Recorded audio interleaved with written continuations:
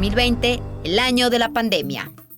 A finales del 2019, un virus hasta entonces desconocido llamó la atención de médicos chinos de la ciudad de Wuhan. El virus sería nombrado COVID-19, una enfermedad respiratoria aguda causada por un nuevo coronavirus. El 11 de enero, China registró oficialmente el primer muerto por la epidemia, que se propagó rápidamente, dejando en apenas un mes más de 1,000 muertos. A partir de febrero, el virus comenzó a circular rápidamente fuera de China, llegando a otros países asiáticos y europeos y luego al resto del mundo. El 11 de marzo, la Organización Mundial de la Salud declaró a la enfermedad del nuevo coronavirus como pandemia. La mayoría de los gobiernos optaron al principio por medidas drásticas, dejando a mediados de abril cerca del 60% de la población mundial en algún tipo de confinamiento, por lo que las consecuencias económicas llegaron a todos los rincones del planeta.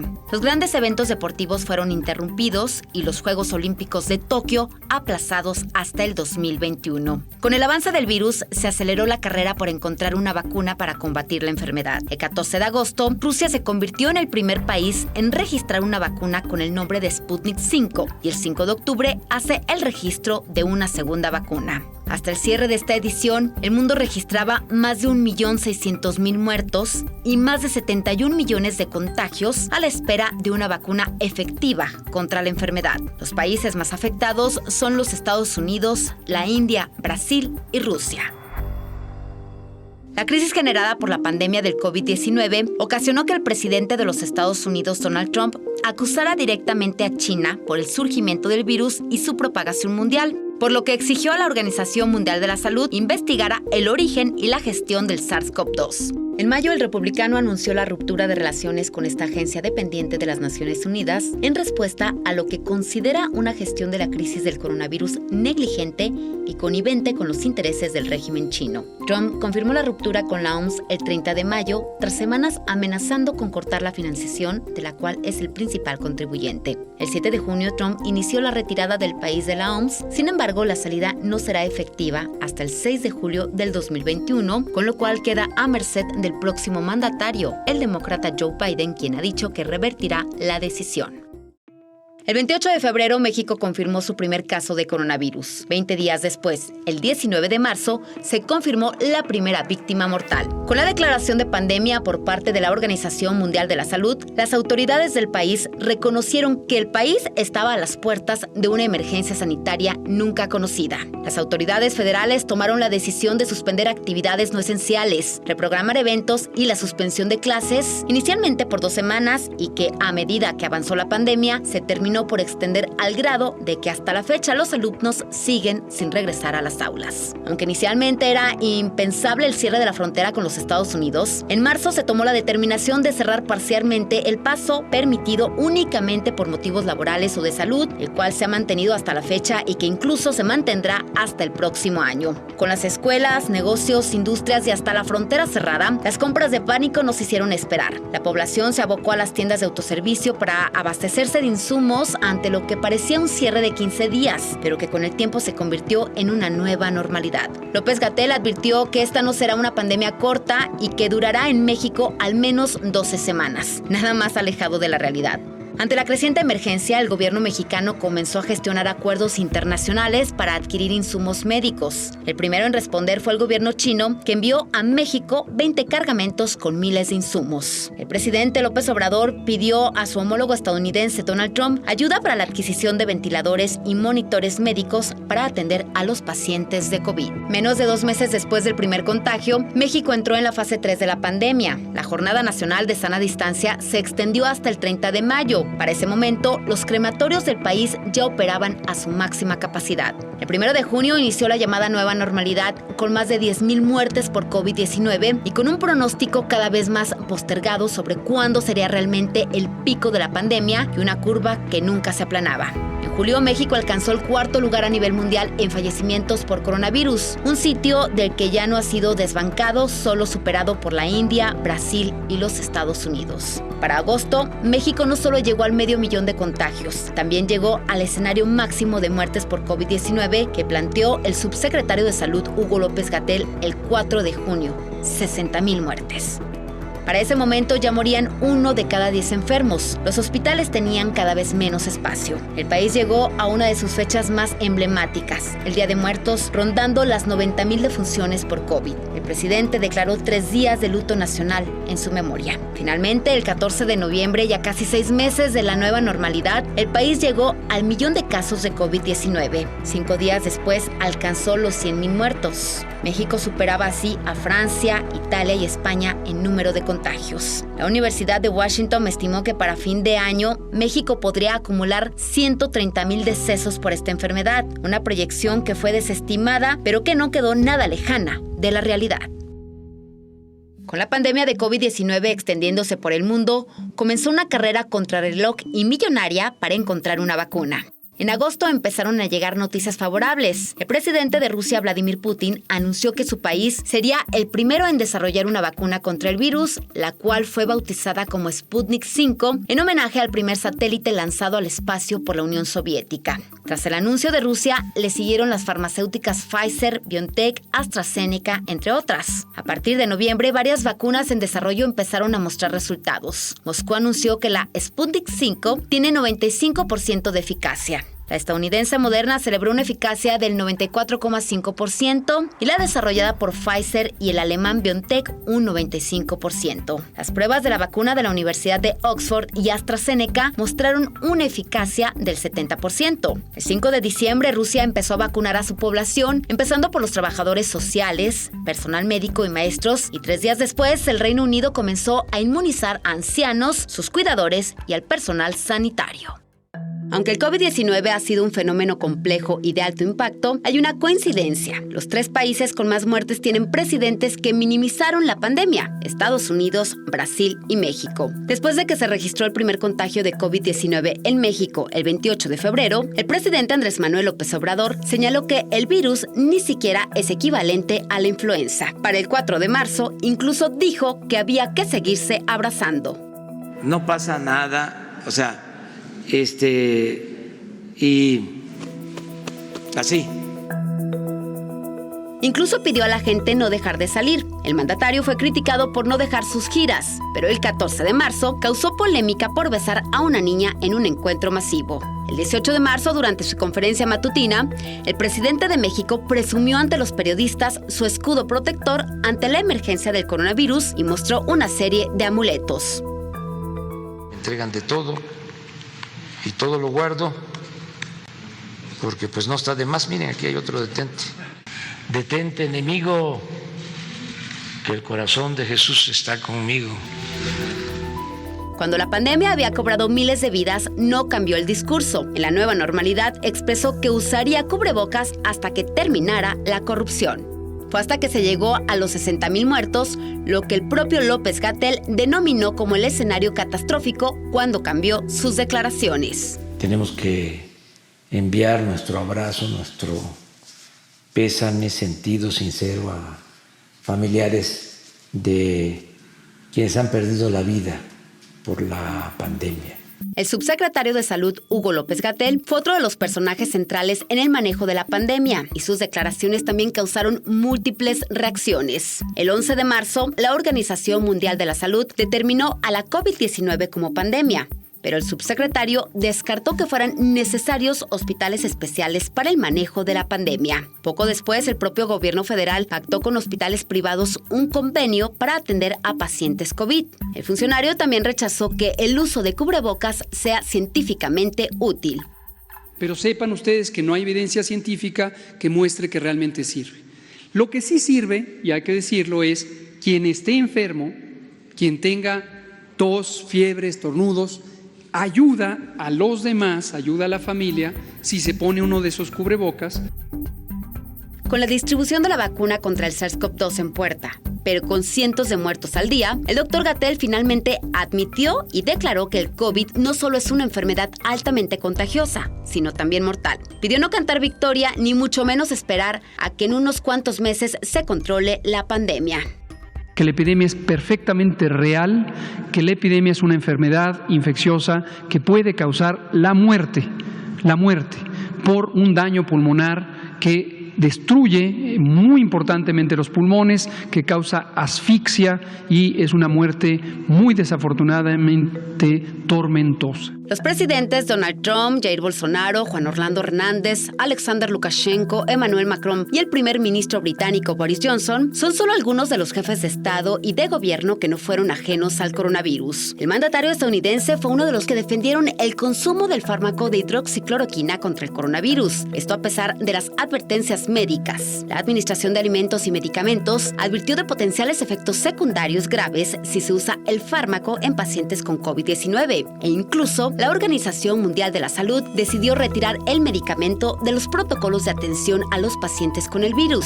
Sin embargo, el 3 de junio anunció el regreso de los ensayos con la hidroxicloroquina como tratamiento contra la enfermedad.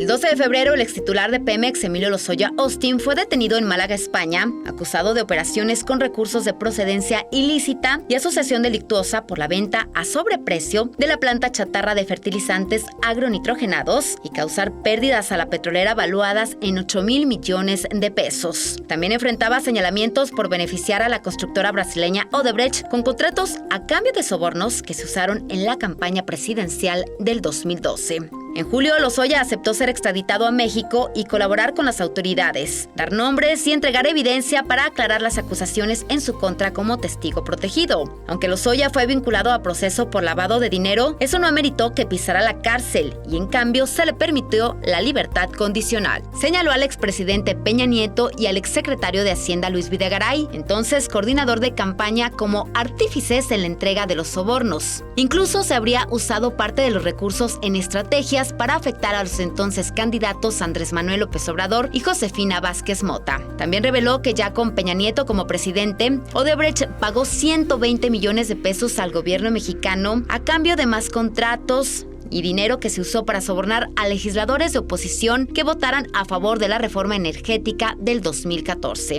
Entre los funcionarios que supuestamente vendieron su voto aparecieron los nombres del excandidato presidencial Ricardo Anaya, cuando este era presidente de la Cámara de Diputados. También aparecieron 7 legisladores del PAN, del PRD y del PRI, entre ellos Miguel Barbosa, actual gobernador de Puebla, Francisco Domínguez, actual mandatario de Querétaro, y Francisco García Cabeza de Vaca, hoy gobernador de Tamaulipas. El presidente López Obrador llamó a los señalados a declarar voluntariamente para demostrar su inocencia y no esperar a que haya un juicio. Escuchemos.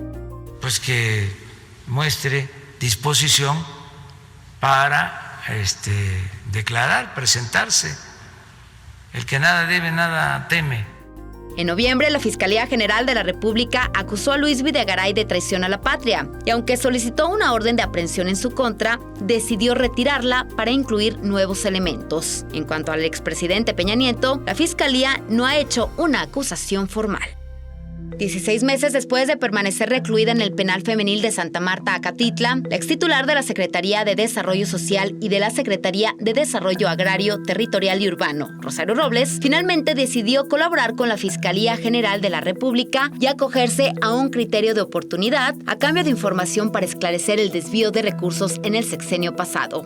Rosario Robles permanece en reclusión desde agosto del 2019, acusada de ejercicio indebido del servicio público, delincuencia organizada y lavado de dinero por el supuesto desvío de más de 5,000 millones de pesos durante su gestión al frente de la Sedesol y de la Sedatu, mediante el esquema de corrupción conocido como la estafa maestra, delitos por los que la Fiscalía General pide una condena de al menos 21 años de prisión. La exfuncionaria, que en cada oportunidad ha defendido su inocencia, ha acusado a la Fiscalía de presionarla para delatar a otros exfuncionarios para obtener su libertad. Incluso afirmó que las autoridades la mantienen en prisión para exhibirla como un trofeo del actual gobierno a la lucha contra la corrupción. acusó un trato preferencial para Emilio Lozoya, pese a que enfrenta delitos más graves que los que se le imputan a ella y que ni siquiera fue enviado a prisión, mientras que ella permanece recluida desde hace más de un año. Por lo pronto, la próxima audiencia de la exsecretaria de Estado será el próximo 15 de enero.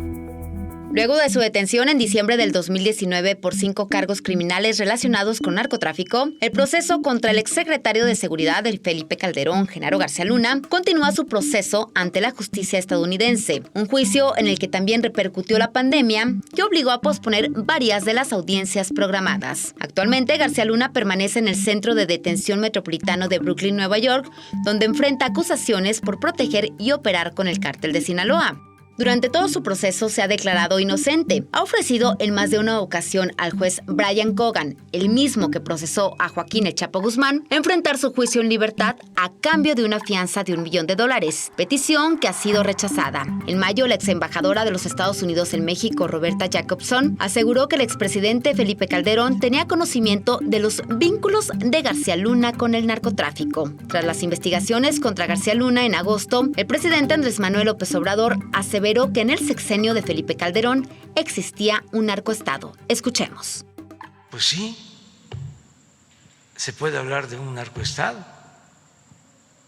porque estaba tomado el gobierno. Quienes tenían a su cargo combatir a la delincuencia estaban al servicio de la delincuencia.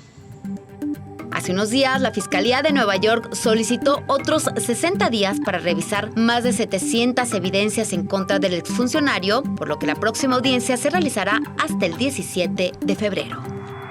El 15 de octubre, el exsecretario de la Defensa Nacional, Salvador Cienfuegos, fue detenido por la DEA en California, Estados Unidos, por supuestos nexos con el cártel mexicano de los hermanos Beltrán Leiva. La investigación tenía al menos 10 años de haber iniciado bajo el nombre Operación Padrino. Presuntamente, la investigación tenía relación con la del exfiscal de Nayarit, Edgar Beitia, quien fue sentenciado a 20 años de prisión por tráfico de drogas, y con el caso del exsecretario de Seguridad, Genaro García Luna. El secretario de Relaciones Exteriores, Marcelo Ebrard, reprochó que no se haya informado sobre la intención de detener y someter a proceso al general por tráfico de drogas. El 17 de noviembre, el gobierno de los Estados Unidos pactó con el de México retirar los cargos por narcotráfico contra el exmando castrense para que sea juzgado en nuestro país. La cooperación con los Estados Unidos se fundamenta y debe hacerlo siempre en el respeto mutuo a nuestra soberanía y a nuestras instituciones.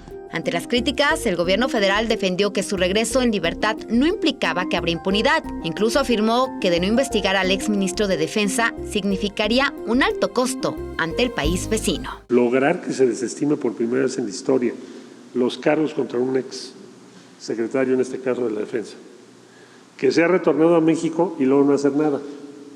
Yo ya sería casi suicida.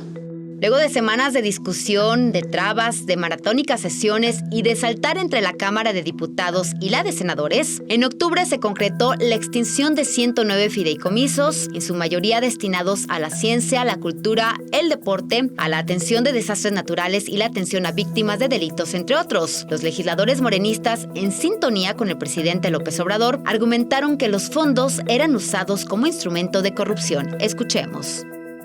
Fondos que se manejaban sin transparencia, sin control, en los que había discrecionalidad, es decir, no había fiscalización, no se tenían cuentas claras y hay indicios, inclusive denuncias de corrupción por el mal manejo de estos fideicomisos. El presidente López Obrador garantizó que los beneficiarios de todas las áreas involucradas no dejarán de recibir apoyos del gobierno, ya sean investigadores, artistas o deportistas. Sin embargo, no quedaba clara la forma en la que se seguirán destinando recursos para la mayoría de las actividades, por ejemplo, en el caso de desastres naturales, como ocurrió justamente con los huracanes Delta y Eta en el sureste del país. El presidente Andrés Manuel López Obrador acusó que la oposición y las críticas a la eliminación de los fideicomisos tenían motivaciones electorales ante la proximidad de los comicios del próximo año. Escuchemos. Pues que los que están defendiendo a los fideicomisos, pues están defendiendo a la corrupción. Así de claro. Los gobernadores de oposición que integran la Alianza Federalista, incluyendo el mandatario de Jalisco, Enrique Alfaro, presentaron ante la Suprema Corte amparos masivos y controversias para revertir la desaparición de dichos fondos. Tras el choque entre el grupo de gobernadores y ante la insistencia de sostener una reunión, López Obrador advirtió que no permitiría que la investidura presidencial se usara con fines electorales. Lo cierto es que con la desaparición de los 109 fideicomisos, el gobierno federal tendrá a su disposición más de 68 mil millones de pesos, recursos que, según se ha dicho, serán invertidos en el sector salud y para adquirir la vacuna contra el COVID-19. Después de permanecer 19 meses en resguardo en un hangar privado de la empresa Boeing en California, Estados Unidos, a donde fue enviado para recibir mantenimiento, el avión presidencial TP-01 regresó en julio a México. Aunque inicialmente, cuando fue ofertado en el 2019, existían 42 potenciales compradores de 16 países, las ofertas no se concretaron. La aeronave, evaluada por la ONU en $130 millones y adquirida durante la presidencia de Felipe Calderón y usada también en la gestión de Enrique Peña Nieto, fue calificada como símbolo del mal gobierno. Este avión es un ejemplo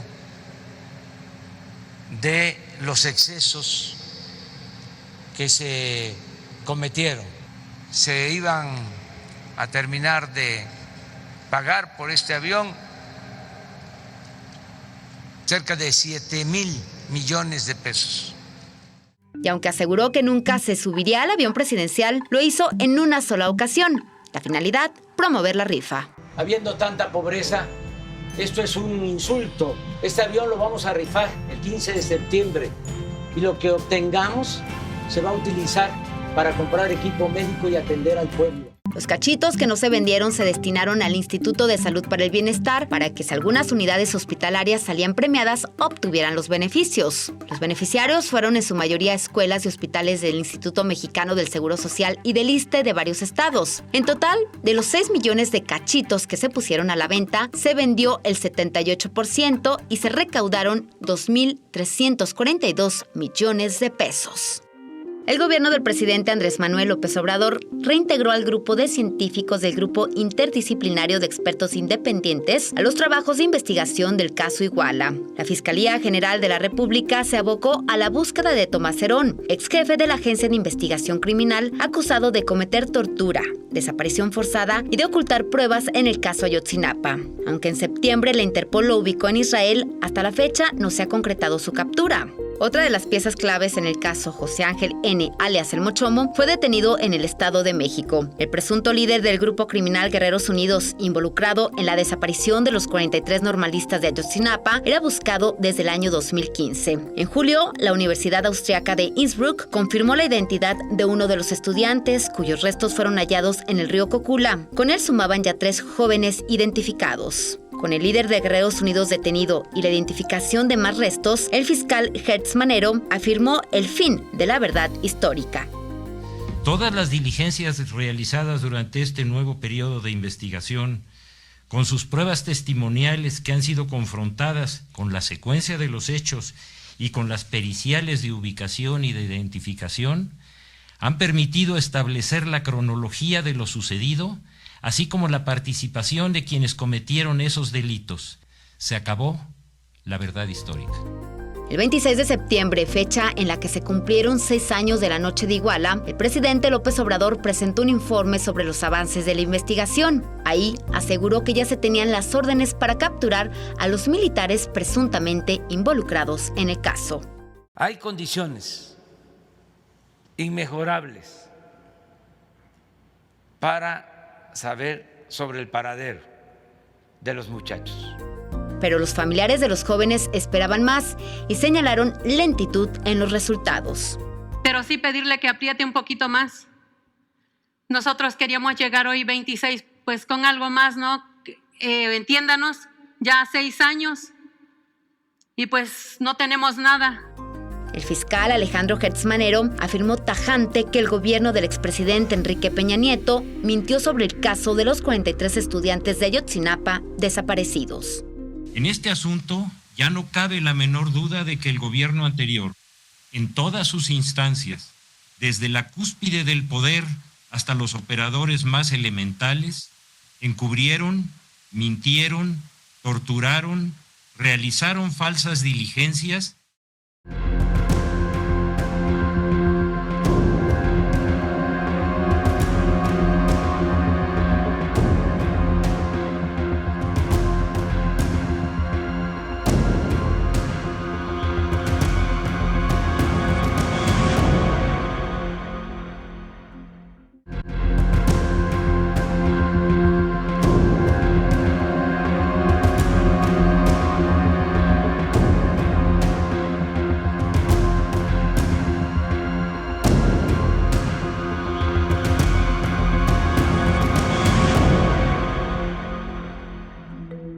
Este 2020, el histórico juicio político contra el presidente Donald Trump llegó a su fin siendo absuelto por el Senado.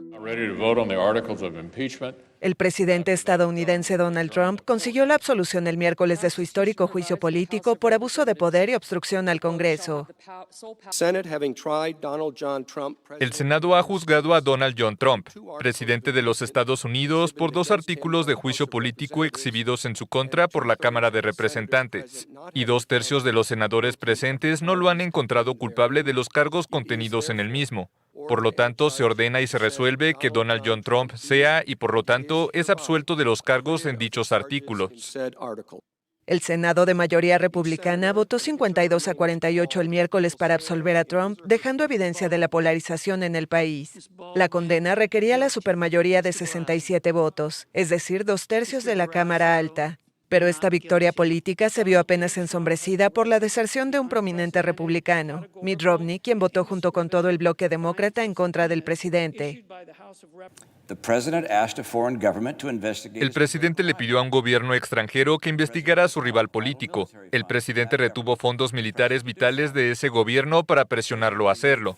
El presidente retrasó los fondos para un aliado estadounidense en guerra con los invasores rusos. El propósito del presidente era personal y político. En consecuencia, el presidente es culpable de un terrible abuso de la confianza pública. Apenas fue absuelto, Trump anunció que haría una declaración pública el jueves desde la Casa Blanca para hablar de la victoria del país sobre el engaño del juicio. Desde la aprobación de los cargos en diciembre, el mandatario había sostenido ser víctima de una cacería de brujas. El juicio también divide aguas en Estados Unidos. 85% de los votantes demócratas apoyaban la destitución del presidente, menos de 10% de los republicanos estaban a favor y el promedio era ligeramente inferior al 50%. Según la última encuesta de Gallup, Trump tiene 49% de opciones favorables, un récord desde su llegada al poder. El 3 de noviembre del 2020, los estadounidenses fueron a las urnas para las elecciones más importantes en décadas. Del lado del Partido Republicano, el presidente Donald Trump apostó por 4 años más de mandato. Las primarias demócratas incluyeron inicialmente a más de 20 postulantes, pero finalmente se impuso la candidatura del ex vicepresidente de Barack Obama, Joe Biden. La senadora por California, Kamala Harris, que había postulado como candidata, terminó siendo elegida por Biden como aspirante a la vicepresidencia. La pandemia de COVID-19 marcó toda la campaña y especialistas creen que fue decisiva para el resultado final. Ante el miedo de los contagios, el día de la votación, el 3 de noviembre, más de 100 millones de estadounidenses decidieron votar de forma anticipada. La participación marcó varios récords con el voto por correo y en la cantidad de personas que fueron a las urnas el día de la elección, la mayor en más de 100 años. El inicio del escrutinio mostraba un escenario favorable a los republicanos y la noche de las elecciones, Trump reivindicó la victoria. Pero con el correr de los días y el conteo de los votos anticipados, la situación se invirtió en varios estados que se volcaron hacia Biden, entre ellos Arizona, Georgia, Nevada y Pensilvania, decisivos para el anuncio de la victoria del demócrata. Trump se negó a aceptar la derrota, no hizo el tradicional discurso de concesión y cuestionó los resultados en varios estados. De todas formas, Biden inició la transición y comenzó a preparar a su equipo para asumir el poder en enero. El 14 de diciembre, el colegio electoral confirmó al demócrata como presidente electo. El 6 de enero certificará el resultado y el día 20 será la toma de posesión como presidente de esa nación. El 25 de mayo, George Floyd, un hombre afroamericano de 40 años, murió tras ser asfixiado por un policía blanco, quien lo detuvo en compañía de otros 3 policías por supuestamente intentar pagar con un billete falso de $20. Desde la muerte de George Floyd, ha habido al menos 7,750 protestas asociadas con el movimiento Black Lives Matter en 2,000 localidades de los 50 estados del país y en el Distrito de Columbia, según un recuento de la Universidad de Princeton y el Proyecto de Datos de Ubicación y Eventos de Conflictos Armados, organización que investiga sobre protestas por todo el mundo. En varias ciudades, las protestas no cesaron y no dan señales de que vayan a terminar. Derek Chauvin, oficial acusado de la muerte de George Floyd, salió de prisión el 7 de octubre tras pagar una fianza de $1 millón. Países como Francia, Bélgica, Alemania, México y entre otros también vivieron protestas en reproche a la brutalidad policial. El tema del racismo y agresiones por parte de policías no es exclusivo de Estados Unidos. El 19 de noviembre, João Alberto Silveira Freitas, de 40 años y soldador de profesión, fue golpeado hasta la muerte por 2 vigilantes de un mercado de la red Carrefour en Porto Alegre. Agresión que se ha producido en vísperas del Día de la Conciencia Negra causó una gran conmoción en Brasil, provocando un aluvión de críticas.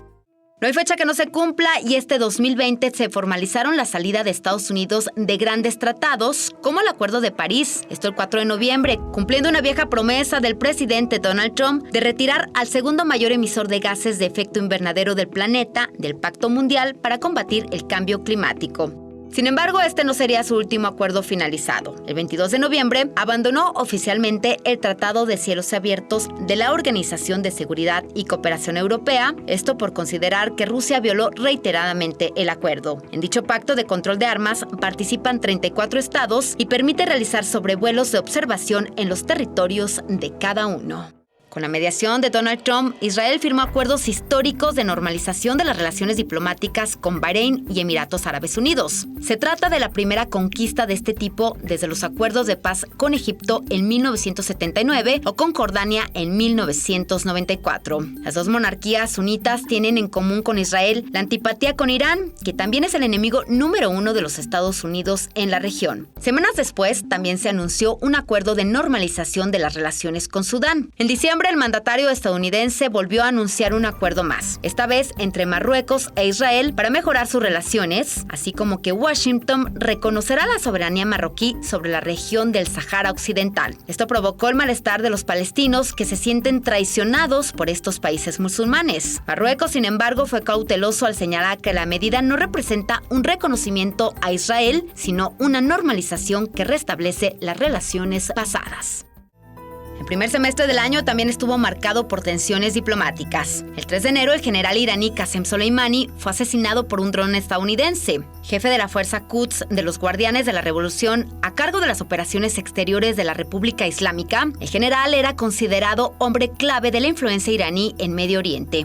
La muerte de Soleimani ocasionó una reacción en cadena. Durante los funerales del general se realizaron masivos homenajes donde más de 30 personas perdieron la vida en una estampida que se registró durante su entierro. El 9 de junio, Irán anunció que un ciudadano iraní sería ejecutado tras ser acusado de espiar para la Agencia Central de Inteligencia de los Estados Unidos y para el Servicio Secreto Israelí y así facilitar la ubicación de Soleimani. El lunes 20 de julio se llevó a cabo la sentencia. En medio del aumento de la tensión, el 8 de enero, un avión ucraniano se estrelló tras despegar de la capital iraní, donde perdieron la vida las 176 personas a bordo, entre ellos 57 canadienses. Pocos días después, la República Islámica admitió que sus fuerzas lo habían derribado por accidente cuando atacaron con misiles 2 bases iraquíes con tropas estadounidenses. El 13 de junio, la Organización de la Aviación Civil de Irán señaló que el hecho fue un error humano tras un mal ajuste de un radar militar. Tanto Ucrania, Canadá y otras naciones exigieron al gobierno iraní una indemnización para las familias de las víctimas, además de una investigación penal independiente seguida de procedimientos judiciales transparentes e imparciales. Enero también pasará a la historia como el mes en que se concretó el Brexit. A las 23 horas del 31 de enero, el Reino Unido finalmente dejó la Unión Europea, comenzando un periodo de transición de 11 meses que se vieron envueltos en dificultades y desacuerdos. El territorio del bloque disminuyó 5,5% y la salida de 66 millones de personas redujo la población de la Unión a unas 446 millones de personas. De no alcanzar un acuerdo, al fin del periodo de transición que acababa el 31 de diciembre, las relaciones comerciales quedarían regidas por las normas de la Organización Mundial del Comercio, lo que significaría aranceles y cuotas para muchas categorías de productos. El 4 de agosto, una imagen del puerto de Beirut impactó al mundo. Gran parte de la capital del Líbano fue devastada por la explosión de un almacén que guardaba desde hace décadas toneladas de nitrato de amonio, un material extremadamente inestable. 190 personas murieron, más de 6.000 resultaron heridas y 300.000 quedaron sin hogar. Unas 85.000 construcciones resultaron dañadas. La tragedia provocó la renuncia del primer ministro y profundizó la crisis política en el país, alimentando el enojo de los libaneses que acusan a la clase política de negligencia y de corrupción. Un incendio provocado devastó casi la totalidad del campo de refugiados de la Moria en la isla griega de Lesbos el 9 de septiembre, dejando miles de personas sin techo. Unas horas después, un nuevo incendio se registró en las zonas del campo, ocasionando que la totalidad de los refugiados salieran de la zona.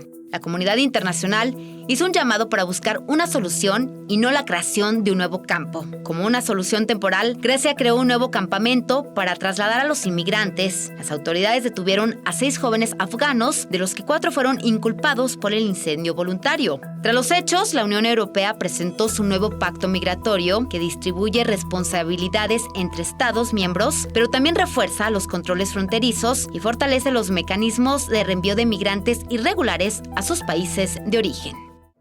Este 2020 volvió a revivir una tensa relación entre China e India por una disputa fronteriza cuando 3 soldados indios murieron en un enfrentamiento en los Himalayas.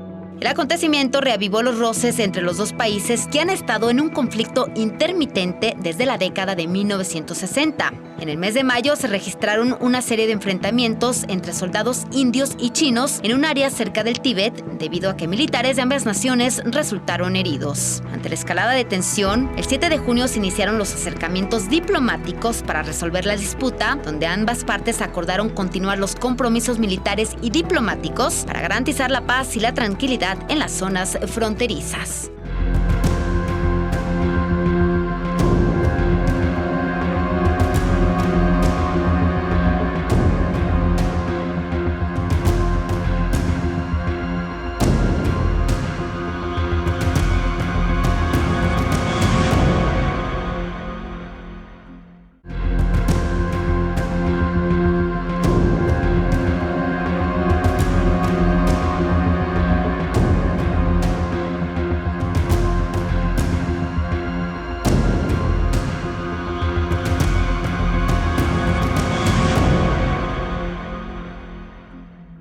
Luego de meses de trámites, de análisis y de pasar por el aval ante los congresos tanto de México como de Estados Unidos y Canadá, finalmente, el 1 de julio entró en vigor el TEMEC, un pacto que representaba la modernización del Tratado de Libre Comercio que estuvo vigente desde 1994. Hasta el 30 de junio y apenas unas horas antes de la entrada en vigor del tratado, los legisladores mexicanos avalaron las modificaciones faltantes que se requerían para no incumplir con el pacto comercial. Sin embargo, el TEMEC entraba en vigor el primer minuto del 1 de julio, en medio de incertidumbres debido a un nuevo factor, la pandemia. Desde la crisis mundial del 29-33 del siglo pasado, no se enfrentaba una situación económica tan grave en el mundo.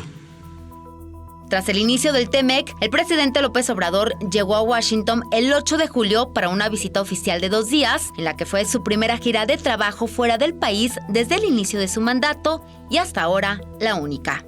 Yo decidí venir porque ya lo expresé, es muy importante la puesta en marcha del tratado, pero también quise estar aquí para agradecerle al pueblo de Estados Unidos, a su gobierno y a usted, presidente Trump, por ser cada vez más respetuosos con nuestros paisanos mexicanos. La relación entre Estados Unidos y México nunca ha sido más cercana de lo que es ahora. Somos amigos, socios y vecinos preciados. Nuestra cooperación se basa en la confianza mutua y el respeto mutuo entre nosotros y entre nuestros dos países.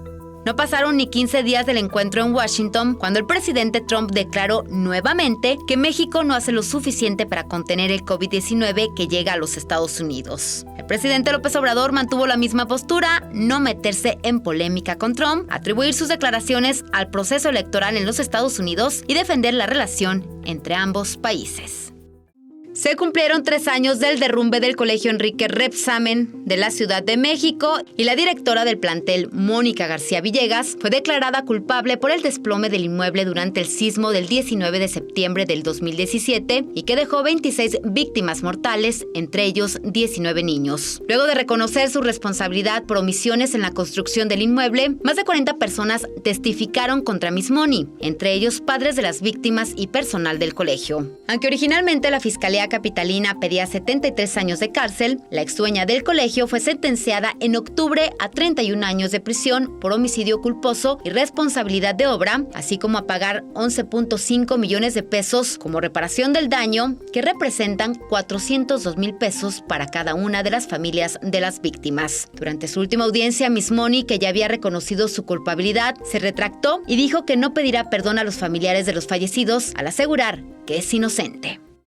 El 9 de enero, un tiroteo en Coahuila estremeció al país. El autor, un alumno de 6º grado del Colegio Cervantes en Torreón, quien ingresó a la escuela con 2 armas y disparó contra su profesora y varios de sus compañeros. El tiroteo dejó 2 muertos, la profesora y el alumno agresor, quien se quitó la vida, además de 6 heridos. La hipótesis de las autoridades fue que el ataque estuvo motivado por la influencia de un videojuego. 4 días después del ataque, la Fiscalía General de Coahuila detuvo al abuelo del menor, acusado de homicidio por omisión, pues las armas eran suyas. El caso llegó hasta la Unidad de Inteligencia Financiera, bloqueó las cuentas de los abuelos y del padre del menor, quienes contaban con indicios nada menos que de lavado de dinero y defraudación fiscal. Hasta la fecha, el abuelo del menor permanece en el Cerezo de Torreón sin que se haya dictado una sentencia por estos hechos. Luego de haber tenido que salir sorpresivamente de Venezuela el 12 de enero tras la toma militar de la Asamblea Nacional para impedir su reelección como su presidente, el opositor Juan Guaidó anunció que regresaría al país el 11 de febrero. Durante su salida del país, Guaidó viajó por Europa para reunirse con líderes de las potencias que lo reconocieron en un principio como presidente legítimo de Venezuela. El domingo 6 de diciembre se llevaron a cabo las legislativas, en la que con una baja convocatoria obtuvo el triunfo el chavismo, causando el rechazo de más de 50 países y de la Organización de Estados Americanos.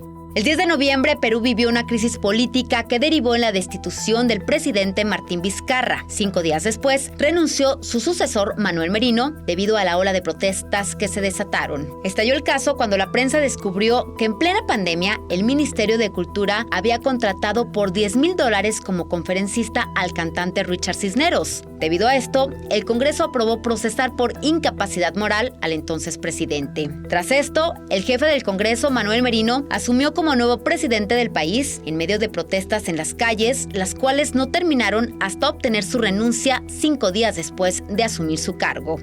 El 16 de noviembre, el parlamentario centrista Francisco Sagasti fue elegido por el Congreso como nuevo presidente, el tercero en ocupar el cargo en una semana. Tras jurar su cargo, de inmediato ofreció disculpas a las familias de 2 jóvenes muertos tras las protestas y prometió que las elecciones generales del 11 de abril del 2021 serán absolutamente limpias.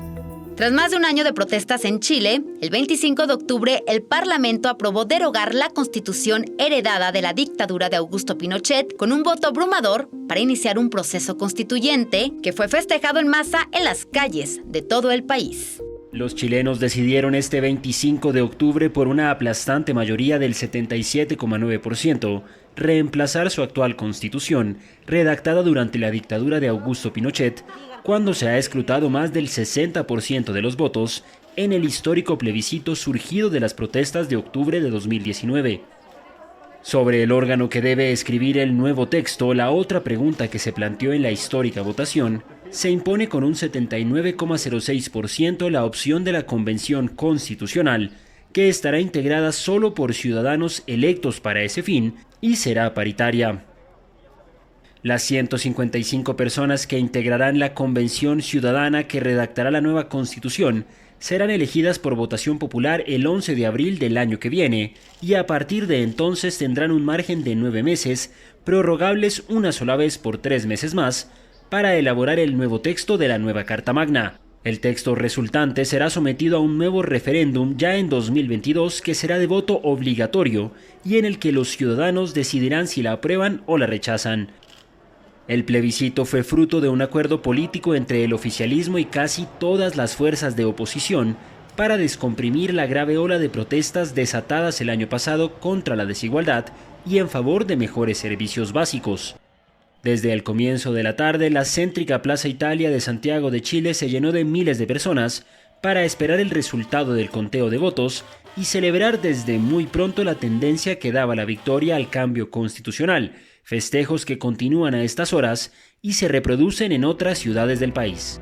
El 9 de agosto se realizaron las elecciones presidenciales en Bielorrusia, donde el triunfo del mandatario Alexander Lukashenko causó una ola de protestas en su contra. Lo acusaron de fraude. Las manifestaciones que forman parte del movimiento democrático bielorruso se han estado produciendo en el periodo previo, durante y después de las votaciones, dejando miles de heridos y detenidos. Tras los resultados, la candidata de la oposición, Svetlana Tikhanovskaya, publicó un video en el que decía que se iba del país, pidió a las autoridades bielorrusas que detuvieran la violencia, entablaran un diálogo y pidieran a los alcaldes que organizaran manifestaciones pacíficas. El llamado de distintos entes internacionales nos hicieron esperar, solicitando un diálogo y rechazando la violencia en las manifestaciones. Además, varios países, incluido Estados Unidos, mostraron su rechazo a reconocer a Lukashenko como presidente del país. El 22 de octubre, el Parlamento Europeo otorgó el Premio Sájarov de Derechos Humanos a la oposición democrática, representada por Svetlana Tikhanovskaya.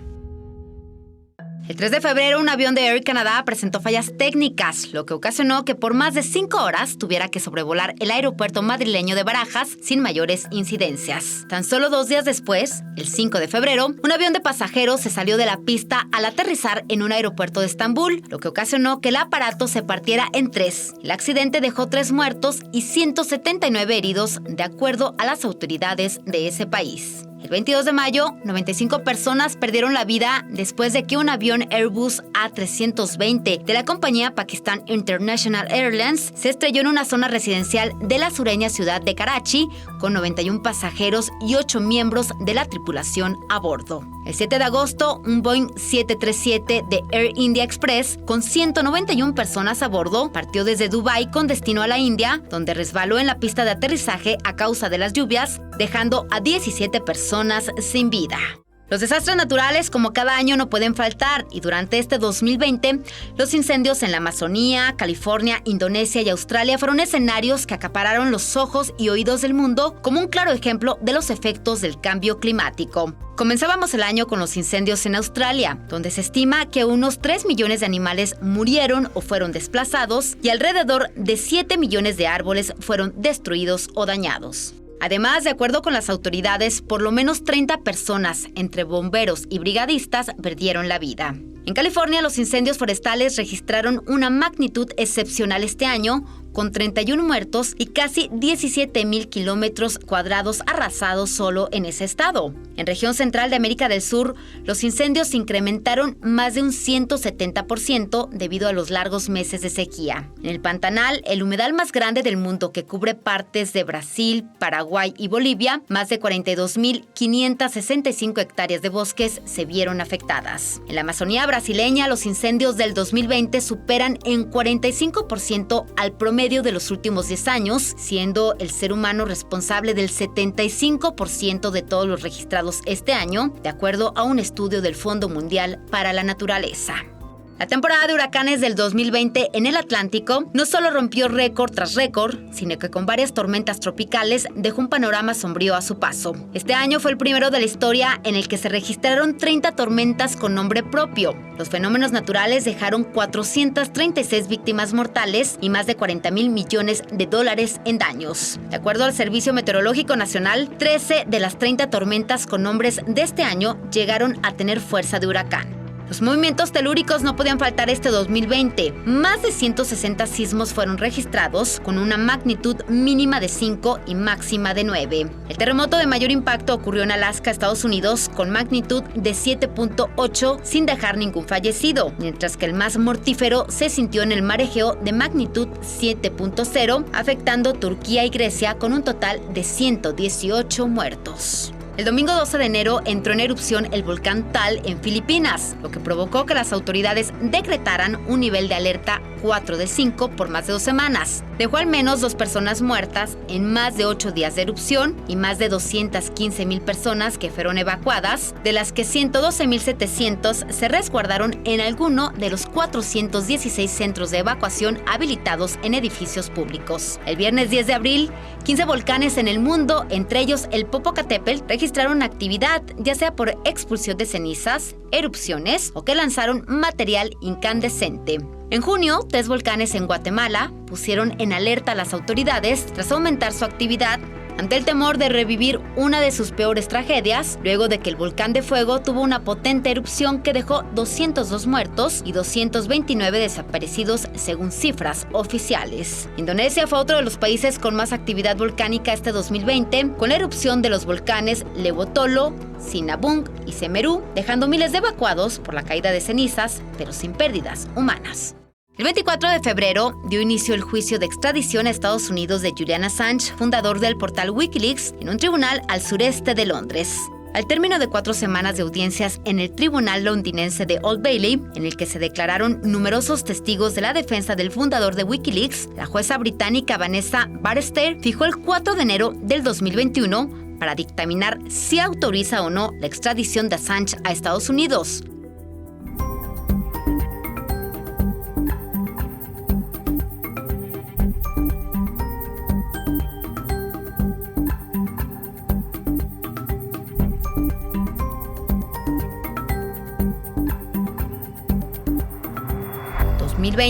El año de la pandemia.